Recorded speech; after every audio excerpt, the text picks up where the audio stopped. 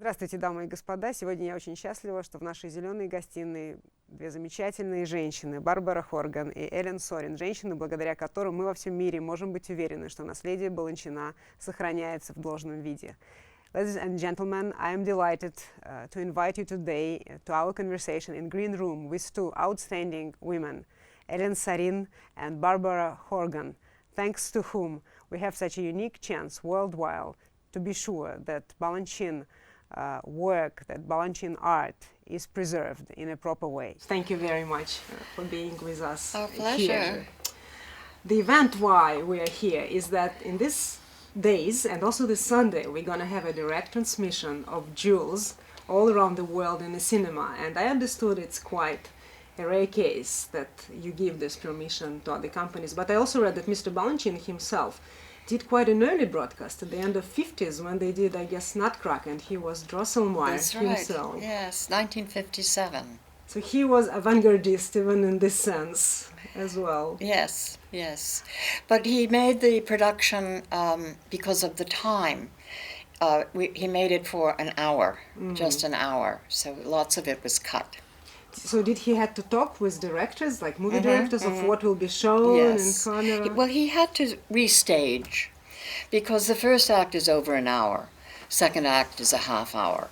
So he restaged the first act, so it went very, very quickly. Immediately, the tree went up, and then the snow dance, and that was it. But it told the story, and then that was where he was. And then the rest of the program, which was the half hour, was all of the second act. And does it exist somewhere? Because I was trying to look at it on the internet. I didn't find it. I don't know. Yet I saw that Foundation does numbers of things, also in terms of recordings, that you're publishing also books and yes, videos. The Foundation. We call it the Interpreters' Archives. And what it is we take a dancer who had a role created on them, male or female, and they choose a student or a young dancer from either the company or the school. And in front of the camera, they teach their variation. This is wonderful. This is wonderful for all of us that we have access to this. Yes, well, it was a wonderful program. It was developed by a dance historian by the name of Nancy Reynolds, who has written several books on dance, but she danced for Balanchine. And when the Foundation was still very young, she inherited some money, and she gave it to the Foundation to do these interpreters' archives. Barbara, in one of the interview, maybe by Pavel Gershenzon, I was reading that for more than 30 years you were a personal assistant of Mr. Balanchine. And this idea to have a foundation which helps to preserve the art is such a great and pioneering idea, and we have so many choreographers who don't know what to be done in order to preserve their art once they're gone, and numbers of choreographers already gone, and we don't have their heritage. So I was wondering if it was already Mr. Balanchine idea how to make it all. Absolutely not, because, he always felt his ballets would not last 20 years. Really? Yes, he addressed his will in the way that he felt. When he was asked by his lawyer, do you own any properties, he said he had his apartment and a Mercedes and a small house on Long Island, but it was mortgaged. And he stopped. And the lawyer said, but your ballets, he said, they're not worth anything. Oh, amazing. That's the way it was. Well, it's Shakespeare. I understood the Shakespeare heritage. He also didn't mention Really? none of his plays. But it was the idea, you see, the Foundation was developed first before the Balanchine Trust. It's a little complicated, but the idea was that Mr. Balanchine's heirs, eventually, when we all died, the rights would go to the Foundation. So, because in his will, what did he do with his rights? Well, in his will, he gave different ballets to different people, and he divided them. I mean, he gave a large amount of ballets, but just the American rights to his last wife, Tanica Leclerc. And then he took the foreign rights and media rights and divided them with two other people, and then, he'd make a special gift to, like, Mr. Kirstein or, different people. But even those were divided with regard to American foreign and media. So it was like a Chinese puzzle.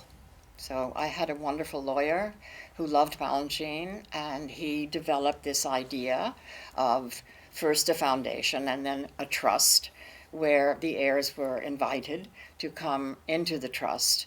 And the trust, now run by Ellen, negotiates licenses, and any income goes directly to the heirs. And they have the right to take that income, and when they die, the income can continue to their heirs, but for only 20 years, because in America a trust must end legally. We're not allowed to have a trust. And what will be after that? The foundation. Ellen, I would like to ask you, so what is your responsibility nowadays? How does the system function, and how does it work? Is somebody particularly responsible for the archives? Well, as Barbara explained, there's a George Balanchine Foundation, which was established in 1983, shortly after his death. And then 4 years later, in 1987, the George Balanchine Trust was established. And the foundation is involved in scholarly work, the Interpreter's Archives, and other projects which further the scholarly study of Balanchine and things that people will want to know about his work historically. The trust is really the business of George Balanchine. We handle all of his intellectual property, and that includes licensing to companies and schools. It also includes any media projects which are done. People are always doing something with Balanchine's ballets. So whether there's a documentary about a former dancer where material is used, or whether someone is writing an extensive book about Balanchine and has to do a lot of research at the library where there are materials that need the trust permission, we're involved in all of that. And so we take care of his intellectual property in whatever way that needs to be taken care of out of our office. And the foundation is involved in the preservation work so that people in the future who are staging Balanchine ballets and who are looking after his work artistically will have resources to call upon. On our playbills, there is the symbol of copyright. So how does it appear, this Balanchine Trust copyright, and what does it signify? Well, the copyright is bestowed on authors by the Library of Congress In Washington. in Washington, D.C. And choreography was not able to be copyrighted until the 1970s. I think 1974. As late as 76. 76 was yes, the they first accepted. time. And so all those years before, all ballets that were created, dances that were created, could not be copyrighted because they were considered ephemeral in some way. And once the copyright law included choreography, you submitted often a videotape of the choreography when it was first published, meaning when it was first broadcast in some way. And so it took years to copyright all the works, because in some ways not everything had been fixed with a film.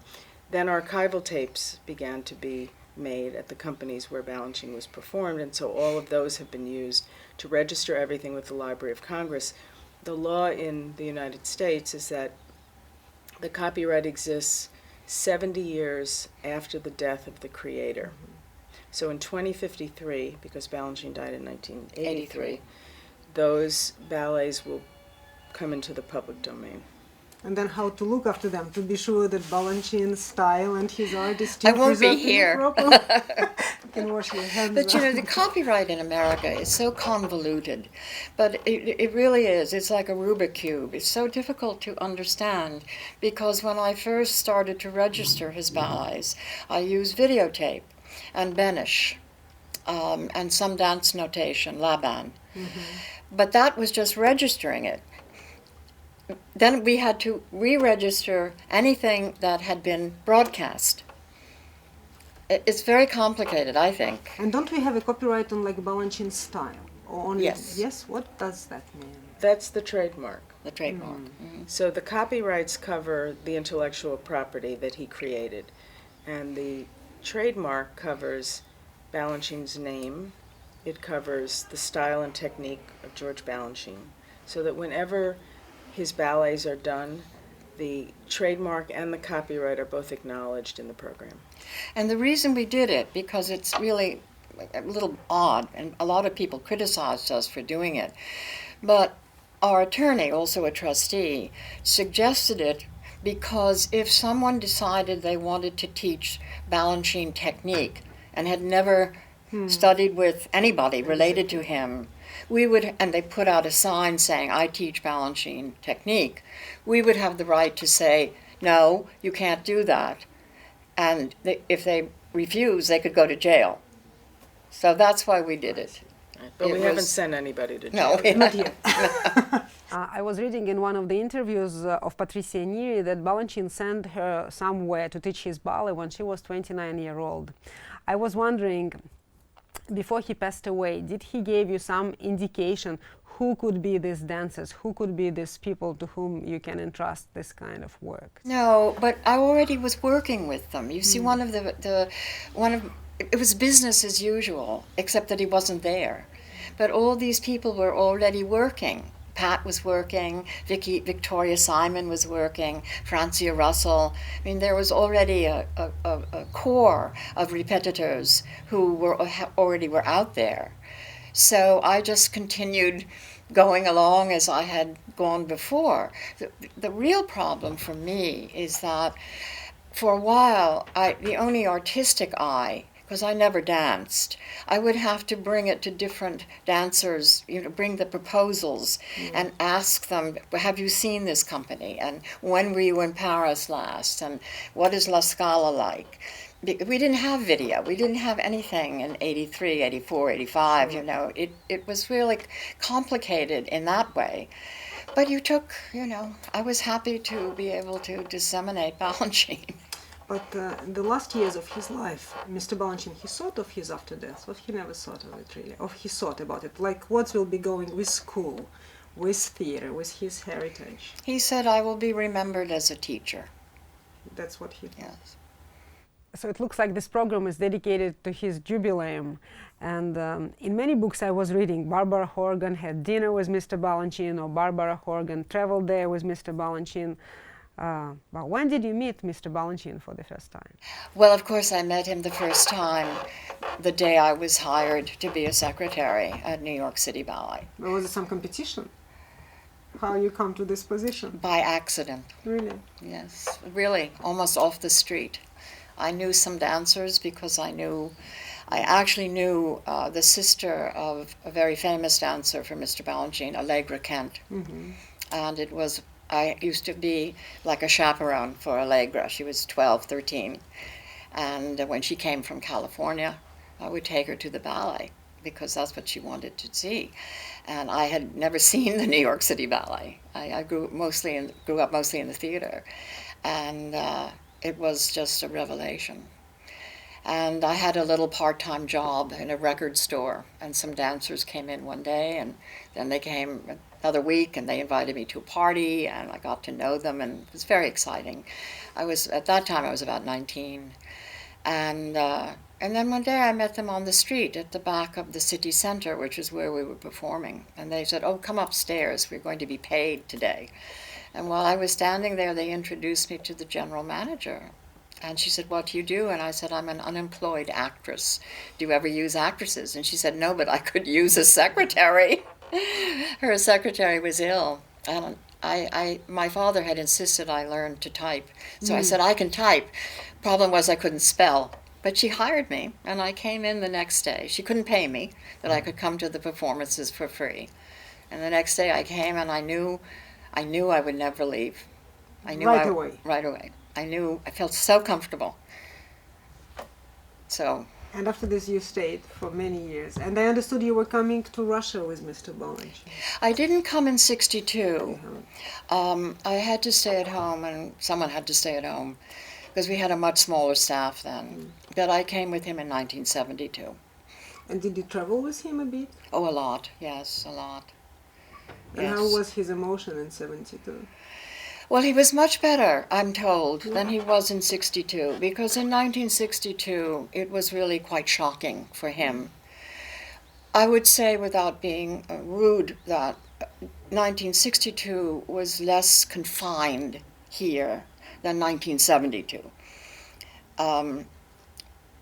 He used to switch rooms with us. I roomed with Karen van Arolding, and they would have a big room for him. And he would come to us and say, you go up there, I'll go to yours, because he didn't want to be, accessible. Where did you stay? Oh, well, here we stayed at the At Moskva Hotel. Yeah. No, the one that's like an octagon, right near the Kremlin. Russia. Россия. It's not existing anymore. I was going to say, I didn't see it. And because it was shaped like an octagon, nobody could find their rooms. The first day we were there, I kept coming across dancers crying because they couldn't find their room. And then after this, were you coming back to Russia yourself? I came back in 1989 to St. Petersburg because Mahar, not Mahar, his predecessor, Vinogradov came to America and found a way to get in touch with me. It was all very cloak and dagger. He said, I want Balanchine. So we arranged it through the Metropolitan Opera. They did Scotch Symphony and Tchaikovsky's Theme and Variation. We are so happy that numbers of Mr. Balanchine ballets are now performed in Russia. And I understood that for this particular creation of the Jewels, you get us the permission to do our own sets and our own costumes. Well, the trust does not dictate a company's design process. Very often companies choose to use the original designs of ballets because often they're a very integral part of the choreography. Yes, exactly. But in some cases, companies are interested in exploring their own design and they have something they would like to say and add to the ballet. And we don't have any objection, but they must have the approval of the trust. And so when Jewels was first done here at the Bolshoi, designs were submitted to the trust for approval, and we went through several iterations, particularly of rubies, to finally come to the notion that as Balanchine illustrates music, the design has to illustrate his choreography and not get in the way of it. And that is kind of the principle that the trustees use when they are thinking about a design that's been submitted to the trust. So we, in the end, approved the designs, the scenic and the costume designs, and that's what we have. We are very happy and we are very proud because these are jewels, but we feel it's very, it's our production, because the way it is performed, only we have it. Not, well, of course choreography is by Mr. Balanchine unchangeable, but we think that everything sort of very Bolshoi production. You made it your own. Yes, so you have, very much so. We're happy for that. But am I right to understand that Mr. Balanchine very often would have adjusted something just on the dancer? When he worked in the dancer, when he would restage one of his previous ballet, if he works with some particular dancer, he was able to change. He would change it, yes. He had no problem changing. And in fact, it was very irritating to some, for instance, Four Temperaments. He changed very drastically when we did it for a media production. And when we did the media production, he kept that version, which is what we do now. Several repetitors knew the other version. This is not these are not huge changes, but they wanted to do what they remembered. He said, no, absolutely not. You do what we do now. Do nowadays exist all of the versions of all Mr. Balanchine ballets which you would accept to consider as a sort of canonic versions, right? It's a dicey issue. We don't use the word version. And the repetitors who stage his work, the way that they talk about it is very interesting to me as the administrator, which is they look at what the intent of the ballet is. And their first and foremost goal is to recreate the choreography and then to make it look good on the dancer. And so they know, because they've been around for so long, they know the kind of accommodations that Balanchine used to make for dancers who had varying abilities. Some could do things others couldn't do. it was different, wasn't necessarily better. And so he made those accommodations. And the dancers who were there at the time, they understand that. So they're always looking at the dancer that's in front of them. And that's certainly what Meryl Ashley and Sandy Jennings and Paul Bowes did when they came to stage Jules here. They really looked at the dancers because every company has its own style. Its own style, yeah. No, we stay away from the word version. I get always panicky when I hear version. Don't talk to me about version. But certain things stick, like in Diamonds. The solo, male solo, the turns in A la Seconde, that was made for Peter Martins because that was what he could do. Mm-hmm. He could do them to the right and he could do them to the left.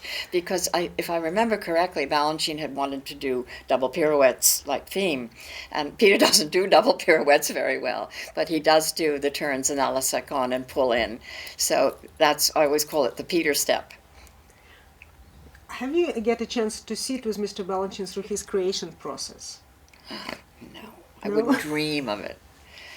You know, I think I was very fortunate because I didn't dance. I hadn't learned to dance. I knew quite a bit about it. I had taken classes when I was young, but not to dance, you know, to be part of the theater and all of that. But I would never venture an opinion. I would only speak when spoken to in the sense of, I mean, if he would say, "What did you think?" And then I might carefully, because I wasn't sure if I said I thought it was good, and he'd say, "Oh, no, it was awful," you know. But I would say his creative process came from music. That's something. I understood he was able to read the scores. Oh, yes. Not just a piano score, but the whole orchestra score. Stravinsky was praising him for that. Yes, he could look at a score right away. You know. And but curiously, when he divorced and moved to his own apartment, he had no piano. And he would make piano transcriptions from a full score in his head, in pencil. And he would bring them to the theater and give it to our lead pianist and say, you know, give me a score, give me a mark. And the pianist would come in and say, A. Ah, not A plus? No, one mistake. It was amazing. But does it mean so he was not playing music to himself at home? No, but he'd do the score in his head. He could do it in his head. I think it is amazing. It is. It's a very rare one. Maybe his family speaks. His father. We were able to keep those scores, and they are now at Harvard University. There's a Balanchine collection at Harvard in Boston, and they're there. Did Mr. Balanchine participate in some radio interviews? Does he have some interviews? Is it possible to hear somewhere his voice and these conversations? He didn't like to give interviews because he didn't think he spoke English well. Really? He actually spoke English very well, with an accent. And he, of course, I mean, why not, you know? And he didn't like his accent. And he never wrote letters. He would dictate to me what he wanted to say, and then I would put it, as he said, in English, because he would drop letters like the and an A, and you know. But so you we don't have much of his handwriting. Very little. And he was not doing any journal or anything like No. that? I once watched an interview that he did at the News School in New York with John Gruen, who was a critic at the time. And Mr. Balanchine sat down with John Gruen, and Gruen said, "Mr. Balanchine," and Balanchine said, "Ask me all the questions that you have on your list." Balanchine and Gruen said, "You want me to ask you all the questions I have now?" "Yes, and then I'll answer them." "You mean every question?" He couldn't believe that was the case. I listened to this, and so John Gruen did it. He asked his 20 questions, and Balanchine said, "Are you done?" And he said yes, and he said okay, and then he answered the ones he wanted to answer. Very cool. When did you first meet Mr. Balanchine? I didn't know Mr. Balanchine. No, not personally. No, I came to the New York City Ballet in 1987. So even though I would come to see performances at New York City Ballet and saw his work many times before I came to the company, it wasn't until 1987 when I moved back to New York after graduate school. My mother said to me, who had been at City Center in the early days, after 1948, she said, "You must go to the New York City Ballet. You must see the work of George Balanchine." Actually, just by chance, when I was 18, I saw his choreography in Paris, and it was one of my first tour abroad. Really? Yes, and it just really blew up my mind. I never saw anything like that. It was just amazing. Indeed. But I think it's a very right idea that when he started to work in the United States, he first opened the school. Mm-hmm. I think this is really ensured that he really has his own style and his own dancers. I think it is vitally important. I think all the best companies has basically their own school. They have to form people from their childhood. But the school, when it opened in 1934, attracted dancers who were already dancing. Mm-hmm. They weren't young. Well, they were young, of course, but they were dancers who were either dancing at Ballet Russe or what we then called ballet theater, now American Ballet Theater. And all dancers talked to each other, new person in town, and so his... He reshaped them, basically. Yes. But as soon as he had them, he wanted to get them on a stage. And that was the first, one of the people who brought him over, a colleague of Lincoln Kirstein's, arranged to have an outdoor performance in of all places, Connecticut, which is outside of New York, and that's where he created Serenade. And the myth is he created it on students. Well, they weren't students. They were all professional dancers learning from him. But there is a legend, there are some moments in the ballet itself which represents the real story which happened, like somebody would have come late. Yes, that's true. That's true, yes. But Lincoln Kirstein, he lived much longer than Mr. Balanchine, yes, right? He did. Had just several years ago, Well, 96 or something 96. like this, I guess. 96. Some rights were left to him as well, or not? Yes, he was, not a lot, but he received Orpheus, the Stravinsky Orpheus, and Concerto Barocco, the Bach. American and media rights. Yes, divided. I see. Foreign rights. When Mr. Balanchine passed away, I understood it should be, well, I don't know. I think everybody felt like orphanings, I guess, that moment, because all what he created was without the creator. Do you remember how you decided all to sit up together to decide what to do? It was sort of automatic. There was never a moment where someone said to me, leave. It just continued. There were some very difficult times because, not with Peter Martins, but the board of the New York City Ballet were quite rightly very offended that Mr. Balanchine had not left them anything, as well as the school. Indeed interesting, right? And but I think it's because he really didn't feel that his ballets would live on, whereas he thought immediately, especially with his last wife, who had suffered from polio, and Tanny Leclerc in a wheelchair, he gave her all the American rights because he wanted to be sure she would have an income. To help her to survive. Yes, and I think that was the impetus of most of his thinking with the work. And maybe also he thought that with people you can be more sure than with organization.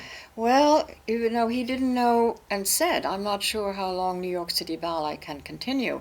And this was not to be a negative or rude, but he had gone through many companies. He saw in his lifetime companies come and go. Before there was the New York City Ballet, there were 4 companies that became the New York City Ballet. One would start, it would end.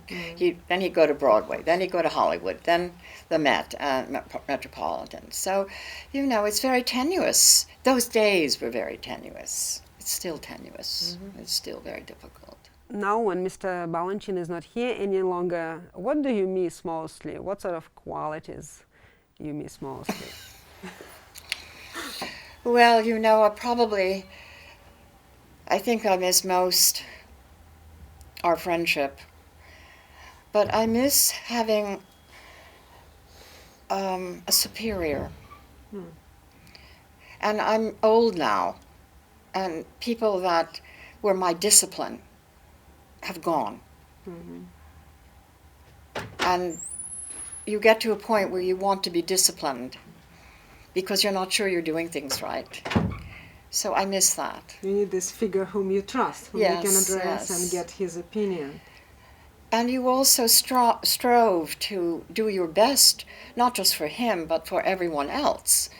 You wanted to be able to produce what they wanted from you. Now nobody wants anything from me. Not true. I think both of you took a great responsibility, because now when Mr. Balanchine is not here any longer, you're supposed to look out on one hand on the preservation of his legacy, and on the other hand his art still is inspiring people worldwide. But his creativity is still stimulating choreographers all over the world. Sure. You know, you see it in everything. Not, you know, a little bit here. I've noticed sometimes when I see Christopher Wheeldon's work, it's just a little bit of Balanchine, just one little touch. And Mr. Radmansky, the same thing. But they all came from the same vocabulary.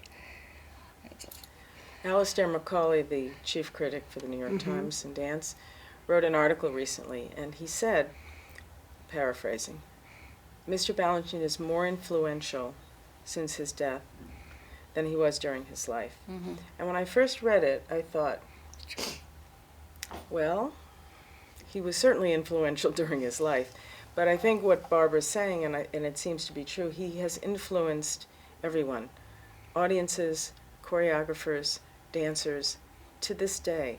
His name is still very much alive, and I think people certainly look to the Trust and the way it was set up as a model and a standard for how to manage a legacy of a genius.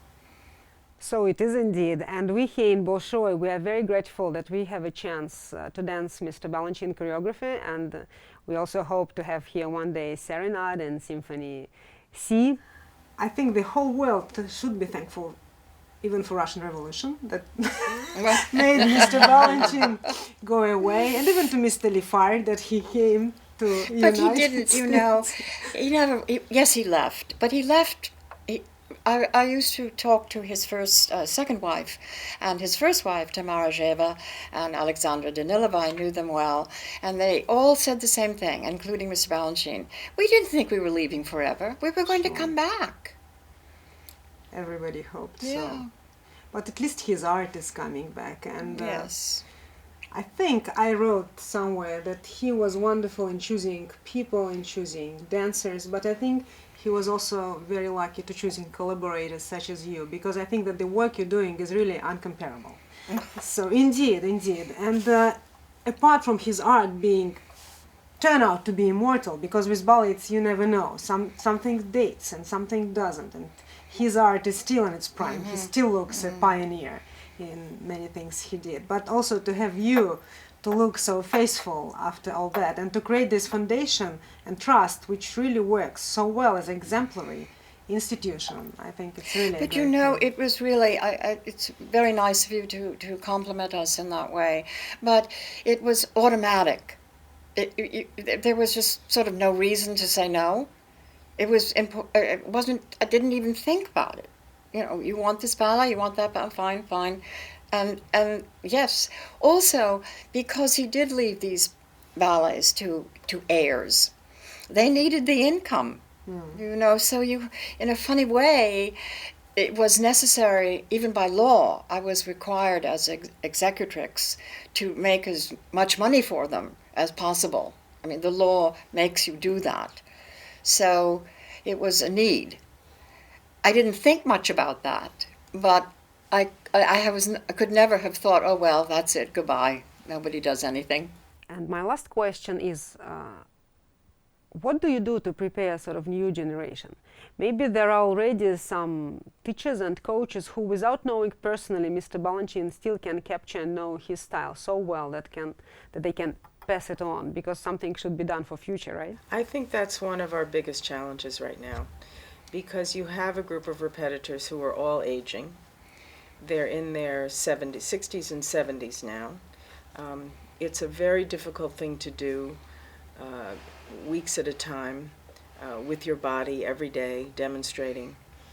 And we think about all the time who are the next generation of people. We prefer the next generation to be the people who worked with the people who worked with Mr. Balanchine. But eventually that too will go away, and there will be people staging Balanchine ballets who never worked with anyone who worked directly with Mr. Balanchine. And that is something that is very concerning to the Trust now, because, as we talked before, the repetitors know the range of options for how the ballets should look and be staged and what the intent is. That history is in them. The question now is, how do we create them sharing that so that those who come along in the next generation will have an understanding of that. That's really, I think, a big challenge, because we have a lot of videotapes, we have a lot of information that's there, but it's the thinking behind the choreography and the thinking behind the information that's important to pass along. I think that's part of what the Foundation's intentions have been. I also think that there are many other aspects of it that have to do with the staging of entire ballets. So we talk about that, we think about it, and it's certainly, I think it's a big priority for the Trust. But Ellen and I disagree a little bit, because I have been watching repetitors for a longer time, and they seem to come because it's an art form. Mm-hmm. And often people have said to me, Mr. Balanchine's ballets are indestructible because they are so musical. And generations come. I mean, when I first started, those people who were teaching ballets, some of them are dead, a lot of them can't walk, mm-hmm. and yet it rises. It rises, is that a good word? It just keeps coming to the top. I don't worry about it as much as she does, because I've seen it happen. Well, nowadays I hope with video we also will record all the best examples of what is existing, so when Mr. Balanchine rights will go to public, we will be at least sure that... I think for sure there will be people around. The other thing about repetitors is that not all dancers are very good teachers. Some can't teach at all. Some will not teach ballets. We have a wonderful teacher at the School of American Ballet, Suki Shora, mm-hmm. and she absolutely cannot teach a ballet. She'll teach a ballet if she has 3 months. Period. But not in a frame of 3-4 an hour a day. But it's just not her thing.